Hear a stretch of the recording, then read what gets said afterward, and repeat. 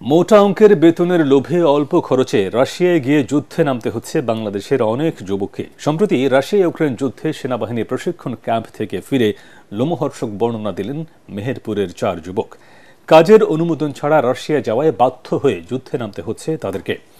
আর এই প্রতারণার সাথে জড়িত দেশি বিদেশি মানব পাচারকারী দালাল চক্র।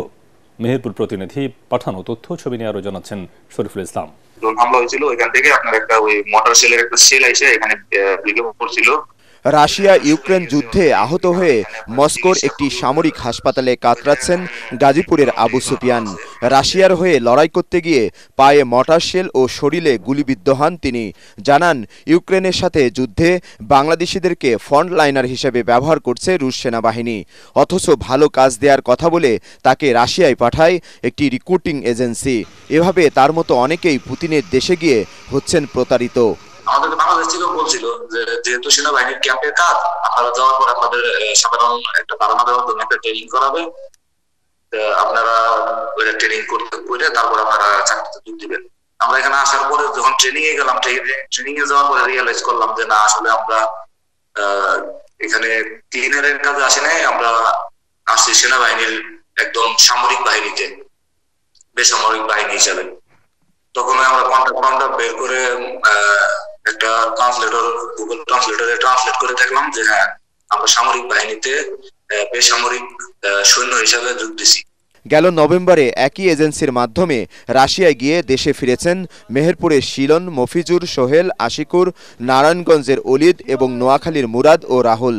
11 লাখ টাকার বিনিময়ে ক্লিনার পদে চাকরির চুক্তি হলেও তাদের নেওয়া হয় রাশিয়ার সেনাবাহিনীর প্রশিক্ষণ ক্যাম্পে।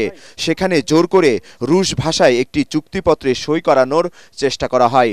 পরবর্তীতে আরও 2 লাখ টাকা খরচ করে দেশে ফেরেন তারা। 7-8 ঘন্টা যুদ্ধ হয়। যুদ্ধ হওয়ার পরে গোলাগুলি এদিকে আর এদিকে মিসাইল পড়ে। আমরা তখন ছিলাম বাংকারের ভিতরে। আপনার যখন এই গোলাগুলি হয়, তখন যখন থামে আর কি, যখন থাকে আমাদের সেফ জোনে যখন নিয়ে যাবে, 30-40টা অ্যাম্বুলেন্স এসছে, মানে লাশ নিয়ে যাওয়ার জন্য আর কি। মনে করেন যারা ওই যে আপনার ভিতরে যারা থাকবে তাদের লাশ আনতে পারবে না, হাজার হাজার লাশ পড়ে আছে। ধরে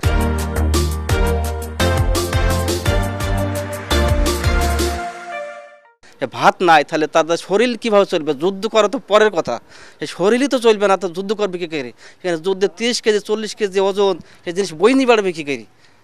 এই দেখি মানুষ আরো, এই আমাদের দেখি তারা বাংলাদেশে আরো যারা আছে তারা কি কান্নাকাটি যে তোরা কোথায় এসেছিস। 70,000 থেকে 2.5 লাখ টাকা বেতনের লোভ দেখিয়ে প্রতারণার জাল বুনেছে দালাল চক্র।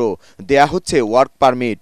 আর এই লোভে পড়ে মেহেরপুরের একটি গ্রাম থেকেই দালালদের সঙ্গে চুক্তি করেছেন অর্ধশতাধিক যুবক। মোট 5,80,000 টাকা 3 ধাপে আমাদের সাথে নেবে, আমাদের রাশিয়ায় পাঠাবে।